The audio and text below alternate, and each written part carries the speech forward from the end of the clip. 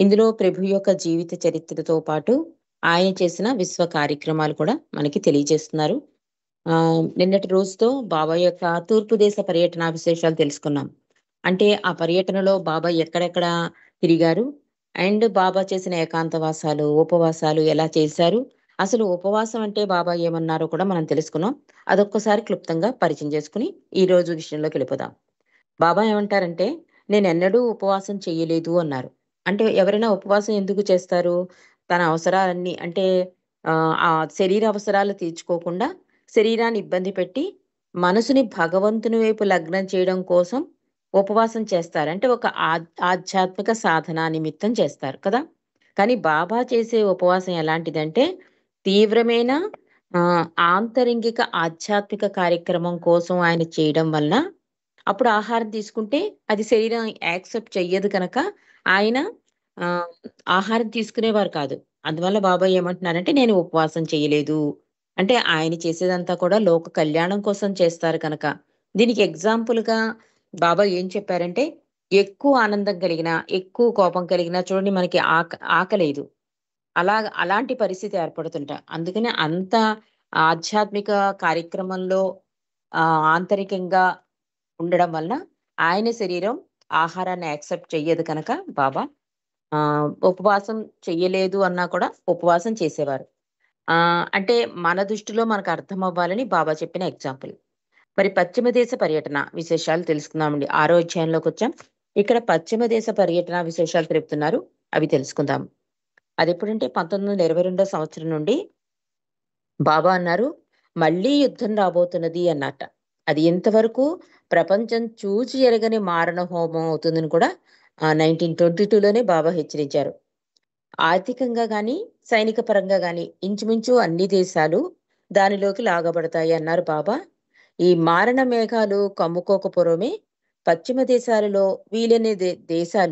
వీలైనన్ని దేశాలు పర్యటించాలని బాబా 1931 సంవత్సరంలో విస్తృతమైన పశ్చిమ దేశ పర్యటనకు బయలుదేరారు. ఇంతవరకు బాబా చేసిన ప్రయాణాలలో తానెవరో తెలియకుండా పయనించారు. మండలి వారికి కూడా అదే విధంగా ఆజ్ఞ జారీ చేశారు. కానీ దానికి విరుద్ధంగా ఈసారి బాబా రాకపోకలు అన్ని చోట్ల ప్రచురింపబడి తెలపబడ్డాయి. అన్ని స్థాయిల్లోనూ వ్యక్తులను కలవడానికి బాబా కుతూహలపడ్డారు. పార్టీలకు, సమావేశాలకు కూడా బాబా హాజరయ్యారు. సినిమాలు, నాటకాలు చూశారు. పత్రికా విలేకరులతో సంభాషించారు. వార్తాపత్రికలలో వారు మాసపత్రికల్లో కూడా ఫోటోలు కూడా వేసుకొనిచ్చారు బాబా.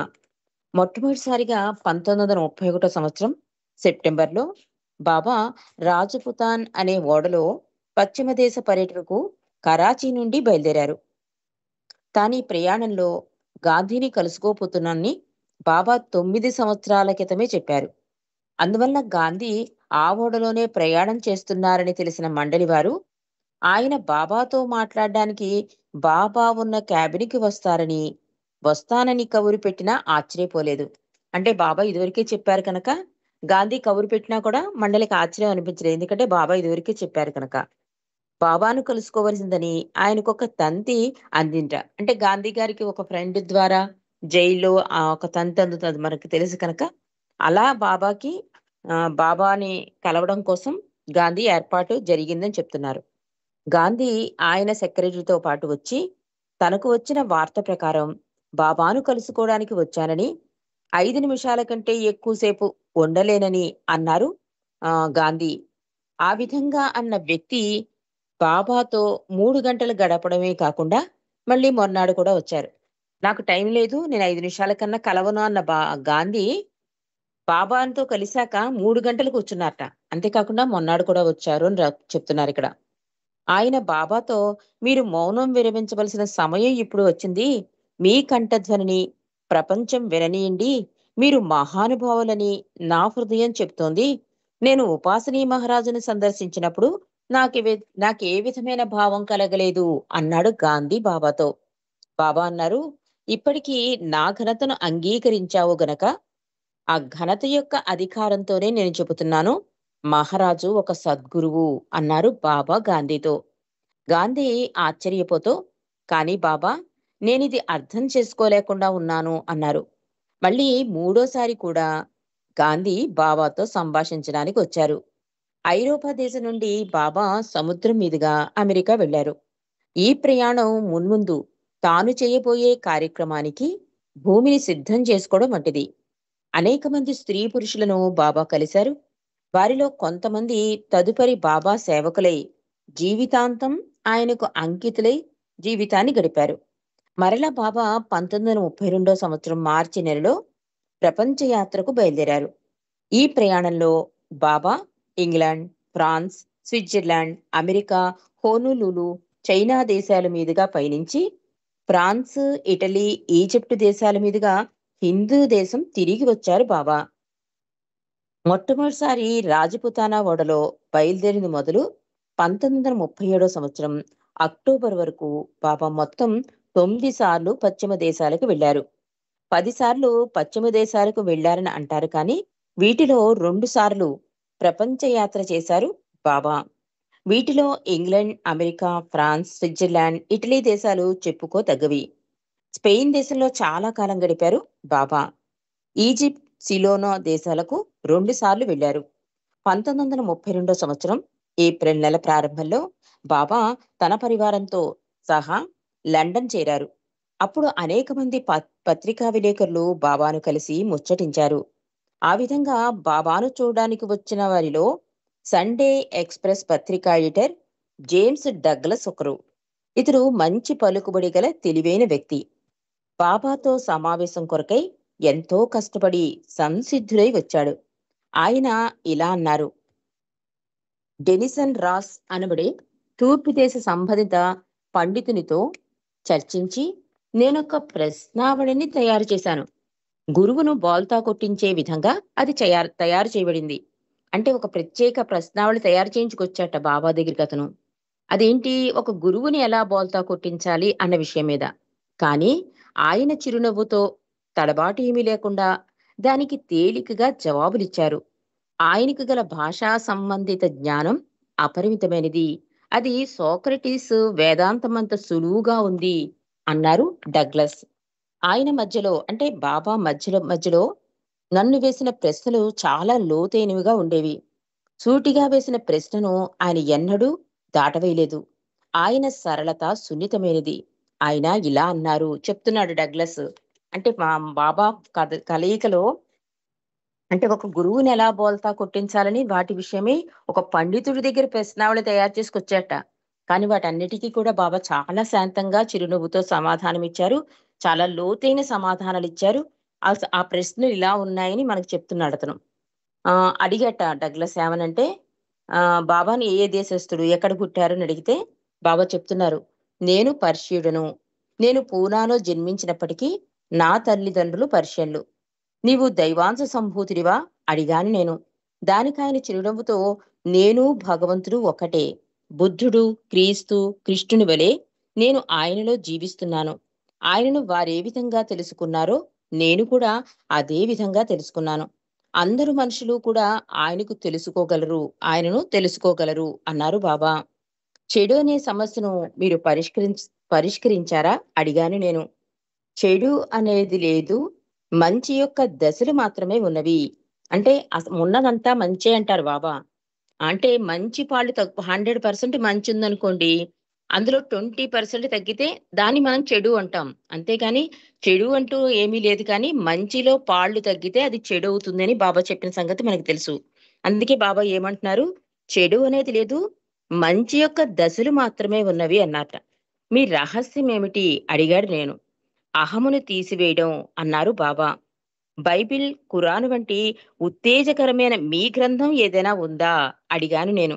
బాబా అన్నారు, నేను మేల్కొలుపుటకే వచ్చాను, బోధించుటకు రాలేదు అన్నారు. బుద్ధినియందు ఆయన చెప్పిన అష్టాదశ మార్గమందు మీకు నమ్మకముందా? బాబా అన్నారు, ఉన్నది. అన్ని మతాలు కూడా మెట్టుమెట్టుగా పైకి వెళ్లి భగవంతుడిలో ఐక్యతనుందే మార్గాలే అన్నారు బాబా. మీరు ఏ దేవుణ్ణి నమ్ముతారు అడిగాను నేను. ప్రజలందరికీ ఉన్నది ఒకే ఒక దేవుడు అన్నారు బాబా. మీకు ఏ మతం సన్నిహితంగా ఉంటుంది అన్నాను. అన్ని మతాలు కూడా భగవంతుని తెలియజేసేవే సమాధానంగా చెప్పారు బాబా: పునర్జన్మ ఉన్నదా? ఉన్నది. ఆత్మకు చావు లేదు. భగవంతునిలో ఐక్యతనుందే వరకు అది ఒక జన్మ తర్వాత ఒక జన్మ ఎత్తుతూనే ఉంటుంది అన్నారు బాబా. మరి నిర్వాణ సంగతి? అవును, కానీ ఆత్మను పోగొట్టుకోవడం కాదు అంటున్నారు. నిర్వాణ అంటే ఇక్కడ నిర్యాణం అయ్యుండొచ్చు. అంటే ఒక మనిషి పోతే మరి పునర్జన్మ ఉంది అంటున్నారు. మరి ఒక మనిషి పోవడం గురించి అడిగాడతను. అంటే బాబా ఏం చెప్తున్నారంటే ఉంటుంది నిర్యాణం ఎప్పుడంటే ఆత్మను పోగొట్టుకోవడం కాదు. అంటే శరీరం వెళ్ళిపోతుంది తప్ప ఆత్మ మాత్రం పరమాత్మలో కలిసే వరకు అలా జన్మలు ఎత్తవలసిందే అని చెప్తున్నారు. ఆత్మ సజీవమైనదా? అడిగాడతను. అవును, కానీ ఆత్మ భగవంతునిలో లీనమవుతుంది. ఆత్మ అంటే మెదడు కాదు, మెదడులో పనిచేసేదది. మెదడు దాని యొక్క పనిముట్టు అన్నారు మెహర్ బాబా. భగవంతుడంటే ఒక వ్యక్తియా లేక శక్తియా? అడిగాడు డగ్లస్. రెండూ కాదు. భగవంతుడు సాకారుడు, నిరాకారుడు కూడా. ఆయన కళలోనూ, సాహిత్యంలోనూ, ప్రతి దానిలోనూ ఉంటాడు అని సమాధానమిచ్చారు నాకు బాబా. మీరు విశ్వమే భగవంతుడని నమ్ముతారా? అడిగాను నేను. లేదు, నీవు భగవంతుని తెలుసుకున్న నాడు అది తేటతెల్లమవుతుంది. ఎవరి మటుక్కు అది వస్తే గాని నేను భగవంతుడనే విషయం తెలీదు. అంటే విశ్వమే భగవంతుడిని నమ్ముతున్నారా అంటే బాబా బాబా ఎంత చెప్పినా కూడా మనకర్థం కాదు. అది అనుభవం అయితే గాని తేటతెల్లమవదని చెప్తున్నారు బాబా. అనుభవం శిఖరాగ్ర స్థాయిని చేరుకున్నప్పుడు జీవాత్మ, పరమాత్మ ఒక్కటే అని తెలుస్తుంది అని చెప్పారు బాబా. నేనెందుచేత ఆనందంగా లేను? అడిగాను నేను. నీవు నీ స్వార్థం నుండి బయటపడలేదు గనక అని అన్నారు బాబా చిరునవ్వుతో. ఆయన ఒక్క నిమిషం సమయం ఇస్తానన్నారు. కానీ ఆ నిమిషం గంట వరకు సాగింది. నీవు చాలా అదృష్టవంతుడివి. ఆయన నీవంటే ఇష్టపడుతున్నారు అన్నారు మండలిలో ఒక సభ్యుడు. అలా బాబాతో నా ప్రశ్నావళి పూర్తి అయింది అని చెప్తున్నాడు డగ్లస్. ఒక జాన్ బుల్ పత్రికలో ఇప్పుడు బాబాను ఒక మోసగాడని ప్రచురించారు. బాబా ప్రేమికులు కొందరు కోపంతో బాబాను సమర్థిస్తూ దానికి తిరుగు జవాబు ఇచ్చారు. ఈ విషయం తెలిసిన వెంటనే బాబా వారిని ఆ విధంగా చేయవద్దని ఆజ్ఞాపించారు.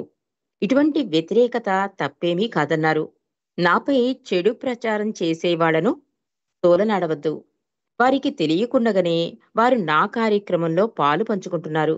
ఎందుచేతనంటే తరచూ వారు నన్ను గురించే తలపోస్తూ ఉంటారు గనక అన్నారు మెహర్ బాబా. అందుకే మెమోరియల్ టవర్‌లో కూడా ముందు మెహ్రా యొక్క మేనమామ గారి పేరుంటుందండి. అంటే చెడులో కూడా వాళ్ళు భగవన్నామస్మరణ చేస్తున్నారని బాబా చెప్తున్నారు. న్యూయార్క్ వెళ్ళినప్పుడు ఈ మాటలే మళ్ళీ బాబా ఈ విధంగా అన్నారు.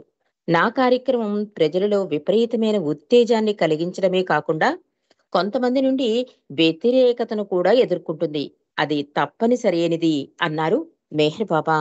ఆధ్యాత్మిక కార్యక్రమం వ్యతిరేకతతో బలపడుతుంది. నా పని కూడా అంతే. వింటి నుండి బాణం సంధించడం లాంటిదది. వింటి నుండి బాణం సంధించడం లాంటిదది. వింటి నారిని ఎంత బలంగా వెనక్కి లాగితే బాణం అంత వేగంగా దూసుకుని పోయి తన గమ్యం చేరుతుంది అని ఉదాహరణగా బాబా తెలియజేశారు. న్యూయార్కు, లండను, చికాగో నగరాల్లో ఆయన పర్యటనకు విపరీతమైన ప్రచారం జరిగింది. పత్ ప్రతి వార్తాపత్రిక యొక్క మొదటి పేజీలో ముఖ్యాంశంగా ప్రచురించబడింది. అది ఒక ఉల్కాపాతం అన్నారు. అంటే ఒక దావానంలా బాబా వస్తున్నారని అన్ని ప్రదేశాల్లోనూ అన్ని వార్తాపత్రికల్లో కూడా వచ్చేసాయని చెప్తున్నారు. ఈ ప్రచారం బాబా హాలీవుడ్ వెళ్ళేటప్పటికి అక్కడికి కూడా పాకింది. బాగ్దాద్ నగరం, అట్లాంటిస్ లాంటి హాలీవుడ్‌లో అప్పటికి ప్రపంచంలోని సినిమా పరిశ్రమలోకెల్లా పెద్దదిగా ఉంది. అక్కడున్న డైరెక్టర్లు, ప్రొడ్యూసర్లు కోట్లకు కోట్లు గడించినవారు. దాని ఘనత ప్రపంచమంతా పాకింది. చరిత్రలో మహామహులనుకున్న రాజుల కన్నా, రాణిల కన్నా కూడా అక్కడ తారలకు గౌరవం, మన్ననలు ఉన్నాయి. అంటే బాబా అక్కడికొచ్చినప్పుడు హాలీవుడ్‌లో వాళ్ళు కూడా బాబా దర్శనం కోసం వచ్చారు అని చెప్తున్నారు. బాబా ఒకసారి ఒక రాజుగారిని, రాణిగారిని కూడా కలిసారట. వారిద్దరూ బాబా గౌరవార్థం విందిచ్చారు. బాబా మేరీతో కొంతసేపు మాట్లాడుతూ గడిపారు. ఆ సాయంత్రం ఈమె తూర్పు దేశపు వేదాంత విద్యార్థి. మరికొంతసేపు బాబా ఇతరులతో మాట్లాడుతూ గడిపారు. Metro Goldwyn, Fox, Warner Brothers, Paramount స్టూడియోలలో బాబా ఘన స్వాగతం లభించింది బాబాకి. అక్కడ పనిచేస్తున్న అనేక మంది తారలను బాబా కలిశారు. అంటే డైరెక్టర్లను కూడా కలిసాట. అక్కడ 'బ్లాండీ వీనస్' అనే సినిమాలో నటిస్తున్న మార్లిన్ డైటంబ్ అనే ఆయన, టలూలా బాంక్‌హెడ్ మొదలగు వారున్నారట. మార్లిన్ అంత పట్టించుకోకపోయినా, టలూలా మాత్రం మొన్నాడు మళ్ళీ బాబా వద్దకు వచ్చి చాలాసేపు గడిపి వెళ్లారు. ఆమె బాబాచే ఆకర్షితురాలైంది. వారిద్దరినీ కలిసి తీసిన చక్కటి ఫోటోలు కూడా ఉన్నాయి. వాటిలో బాబా కంఠం వద్ద తెరిచిన చొక్కా, తెల్ల సూటు వేసుకుని, ఎగురుతున్న జుట్టుతో, చేతిలో అక్షర ఫలకంతో ఆమెతో సంభాషిస్తున్నట్లు కనబడతారు. ఇద్దరూ కూడా ఆ సంభాషణలోనే నిమగ్నమైనట్లు కనబడతారు మనకి. మేరీ డ్రెస్లర్ అనే ఆమెతో కూడా ఆనందంగా గడిపారు బాబా. ఆవిడ హాస్యం బాబాని ఆనందింపజేసింది. భోజనాల సమయంలో ఆమె సరదాగా ఇలా అంది: చూడండి, నేను బాబాను అలా బయటకు అడవుల్లోకి తీసుకెళ్లి డాన్స్ చేస్తాను. ఒకవేళ ఆయనకి నాతో 2, 3 మాటలు మాట్లాడాలనిపించి మాట్లాడితే నేనెవ్వరికీ చెప్పనులేండి అని సరదాగా హాస్యమాడింది ఆమె. హాలీవుడ్‌లో బాబా మొత్తం 6 రోజులున్నారు. అప్పుడు మరొక సాయంత్రం ఆయన కొరకు ఏర్పాటు చేసిన విందులో ఆయన ఒక 1000 మందిని కలిసి షేక్ హ్యాండ్ ఇచ్చారు. ఒక్కొక్కరే ఆయన కరస్పర్శ అందుకుంటూ వరుసగా వెళ్ళిపోయారు. ఆరంగంలోని అంటరాని బాలురతో ఎంత చనువుగా ఉండేవారో, ఓడలో ప్రయాణికులతో ఏ విధంగా కలిసిమెలిసి తిరిగారో, ఈ ప్రఖ్యాతిగాంచిన ధనవంతులైన హాలీవుడ్ బృందం వారితో కూడా అంత తేలికగా కలిసిపోయారు బాబా. ఒకరి అభిప్రాయం ఒకరు తెలుసుకొనగలిగినది, వినోదం ద్వారా ఉత్తేజాన్ని కలిగించేది సినిమా అంటూ బాబా మాట్లాడిన మాటలు ఆయనకు సినిమాల గురించిన జ్ఞానాన్ని వెల్లడి చేస్తుంది.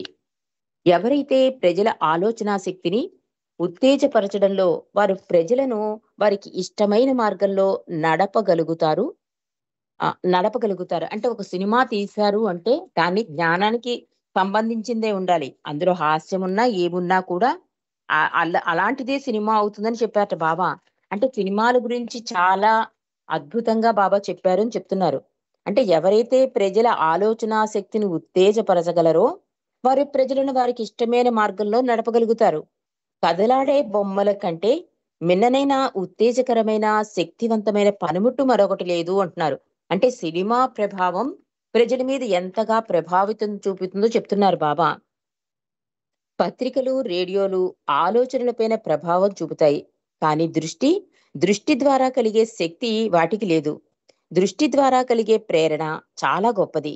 ఆ ప్రేరణను అన్ని మార్గాల కన్నా మిన్నగా ఈ సినిమాలు కలిగిస్తున్నవి అన్నారు మెహర్ బాబా. ఏ నాటకాలు, సినిమాలు చూస్తే ప్రజలలో మంచి అవగాహన పెరిగి, మంచి భావనలు కలిగి, మంచిగా జీవించగలుగుతారో, అట్టివారికి ఈ మతం అని పిలువబడే దానితో సంబంధం ఉండనక్కర్లేదు. మతాలు, క్రతువులు, కర్మాదులు, స్వర్గం, నరకం, పాపం అనే వాటిని గురించి సనాతనంగా నాటుకుపోయిన భావాలు సత్యాన్ని మరుగుపరిచి దాన్ని తేలికగా తెలియజేయడానికి బదులు మరింత గందరగోళం సృష్టిస్తున్నాయి. స్వచ్ఛందమైన ప్రేమ, నిస్వార్థ సేవ, నిత్య జీవితంలోని సత్యాన్ని తెలిపే అతి సామాన్యమైన సంఘటనలు తెలిపే కథలు నిజమైన ఆధ్యాత్మికతను తెలియజేయగలవు. ఇల్లు, వ్యాపారం, స్కూలు, కాలేజీ, స్టూడియో, ప్రయోగశాల మున్నగు వాటి ద్వారా అనేక విధాలుగా సత్యాన్ని ప్రకటించి నిత్యానంద వీచికలు వీయించగలరు. అంటే ఒక సినిమా తీస్తే ఎంత ప్రభావితులవుతారు ప్రజలు, ప్రజల్లో కూడా మార్పు తీసుకురావచ్చు అని చెప్తున్నారు. అంటే రేడియో, పత్రికల వల్ల అయితే ఆలోచనే పెరుగుతుంది. కానీ దృష్టి వల్ల ఏమంటే ఆచరణ కూడా సాధ్యమవుతుంది అని చెప్తున్నారు బాబా. దీనికి మతంతో సంబంధం లేదు అని చెప్తున్నారు. అంతేకాక బాబా ఇంకా ఇలా అంటున్నారు: అదే ఉత్తమోత్తమ సాధన అని కూడా సినిమాల గురించి చెప్తున్నారు. అటువంటి విషయాలను తెర మీద చూపించడం వలన నిజమైన ఆధ్యాత్మికత అనేది మాటలతో చెప్పేది కాదని, జీవించి చూపేదని గ్రహించగలరు. అది ఒక్కటి మాత్రమే, కేవలం అది ఒక్కటియే మనం అనుదినం అన్వేషించు శాంతిని, భద్రతను, ప్రేమను అందజేయగలదు అన్నారు మెహర్ బాబా. నిజంగా కూడా బాబా అన్న మాటలు అక్షర సత్యమండి. అంటే మొన్న 'నరసింహ' అని చెప్పి మనం ఒక ఫిల్మ్ చూసాం. దాని యానిమేషన్ ఫిల్మ్. అది చూసి ఎంతమంది ప్రభావితులయ్యారు అంటే, సినిమా అంటే ఒక లగ్జరీగా, ఒక ఎంజాయ్‌మెంట్‌గా చూసే సినిమా హాల్స్ చాలా పవిత్రమైపోయాట. జోళ్ళు విప్పేసి సినిమా స్టార్ట్‌కు ముందు భజనలు చేసి, సినిమా అయ్యాక దానికి హారతిచ్చి బయటకొచ్చారు జనాలు. అంటే సినిమా హాల్స్ అన్నీ కూడా పవిత్ర దేవాలయాలయిపోయాయని చెప్పి న్యూసుల్లో వచ్చాయి. అంటే అంత ప్రభావితం చూపుతుంది అప్పుడే బాబా చెప్పేశారు. కానీ మన ప్రయత్నంలో లోపం వలన ఇన్నాళ్ళకి ఒక మంచి సినిమా వచ్చి ప్రజల్ని ప్రభావితం చేసింది. భగవంతుడి దశ తిరిగేలా చేసింది. కాబట్టి బాబా అంటే భగవంతుడి మాటలెప్పుడూ కూడా అక్షర సత్యాలు అనడానికి ఇదొక నిదర్శనం. 1932 సంవత్సరం జూలై 13 తేదీన హాలీవుడ్‌లో మౌన విరమణ చేస్తాను అన్నారు బాబా. అప్పుడక్కడకు చాలా మంది ప్రజలు వచ్చి ఉంటారని అంచనా. కానీ అప్పుడు తాను ముందు చైనా దేశం వెళ్ళవలసి ఉంది అన్నారు బాబా. ఆయన హోనోలులు వెళ్లే ముందు తాను పాశ్చాత్య ప్రేమికులను వారి వారి ఇండ్లకు పంపివేశారు. హోనోలులులో 2 రోజులు గడిపిన పిదప తాను షాంఘై వెళ్తున్నానని, హాలీవుడ్ తిరిగి రానని తంతి పంపారు. 7 సంవత్సరాలు వహించిన మౌనం విరమణ చేయబోతున్నారని ప్రచారం బాగా జరగడం చేత మరింత నిరాశ చెందారు ప్రజలు. ఆ వార్త ఇచ్చిన షాక్ నుండి పాశ్చాత్య ప్రేమికులు కొందరు కోలుకోలేకపోయారు. బాబా అర్ధాంతర ప్రణాళిక మార్పులు చూడడం వారికి ఇదే ప్రథమం. తూర్పు దేశవాసులకు ఇది అలవాటే. బాబా చెప్పినట్లు ప్రణాళిక లేదు అన్న మాటలను వారి తూర్పు దేశ భక్తులు అంగీకరించారు. చైనాలో బాబా షాంఘై, నాన్కింగ్‌లకు వెళ్లారు. నాన్కింగ్ విశ్వవిద్యాలయంలో ప్రొఫెసర్‌గా పనిచేస్తున్న ఒక ఇంగ్లాండ్ దేశ ప్రేమికుడు వీరికి ఆతిథ్యం ఇచ్చారు. అందరూ అన్నట్లే ఈయన కూడా తాను రాసిన వాటిలో బాబా గురించి ఈ విధంగా వ్రాశారు. బాబా ప్రజలను విడివిడిగాను, మూకుమ్మడిగాను కలుసుకోవడానికి ఉత్సుకత చూపుతారు అని రాశారు అతను. బాబా యూరోపియన్ పద్ధతిలో సూటు వేసుకుని ఆహ్, పనామా హ్యాట్ ధరించారు. షాంఘైలోని వాంగ్‌ఫు నది కనబడే విధంగాను, వాంగ్‌ఫు నదిగా కనబడే విధంగాను, రద్దీగా ఉండే బండి వీధి కనబడే విధంగాను నేను ఆయనకు హోటల్ గదిలో పురమాయించాను. టీ తీసుకున్న వెంటనే బాబా ఊరిలో చైనా ప్రజల మధ్యన కలిసి తిరుగుతానని ఆయన కోరికను వెల్లడించారు. బాబా పద్ధతులతో పరిచయం లేని నాకు బాబా వద్ద కొంత బిడియంగా ఉండేది. నేను ఆయన్ను బండి వీధి గుండా తీసుకెళ్లి ట్రామ్ మీద ఫ్రెంచి పేట నుండి బ్రిటిషు వారు ఉండే ప్రాంతాలకు ఉత్తర స్టేషన్ వద్దకు తీసుకెళ్లాను. బాబా అది ఇష్టపడతారో అనుకున్నాను. కానీ అలా కాలేదు. అక్కడ ఎంతో మంది జనం లేరు. మళ్ళీ ఇంకో ట్రామ్ ఎక్కి వెనక్కి వచ్చేశాం. నాంకింగ్ రోడ్డు గుండా దీపాలతో వెలుగుతున్న చైనా వారి దుకాణాల మీదుగా Chungking road, race course, Tibet road తిరిగాం. అప్పుడు రోడ్ల నిండా జనాలే. పొడుగాటి గౌన్లు తొడుక్కున్న గుమాస్తాలు, పొట్టికోట్లు ధరించిన కూలీలు, అనేక మంది రిక్షావాలాలు కనబడ్డారు. వీరు పేదవారు. మమ్మలను రిక్షా ఎక్కండి అంటూ వెంటబడ్డారు. ఇరుకు రోడ్లలో కాగితపు దీపాలు అనేకమైన చైనా వారి బొమ్మలతో ఉన్న కాగితపు పోస్టర్లు చూశాం. ఈ ఇరుకు సందుల్లో నుండి వెళ్తుంటే చైనా వారు అదో రకంగా మా వంక చూస్తుంటే బాబా ఆనందంగా ముందుకు సాగారు. అవతార్ మెహర్ బాబాకి జై. మరిన్ని పశ్చిమ దేశ పర్యటన విశేషాలు రేపు తెలుసుకుందామండి. ఈ రోజు యొక్క స్పెషల్ మనకి తెలుసు కనుక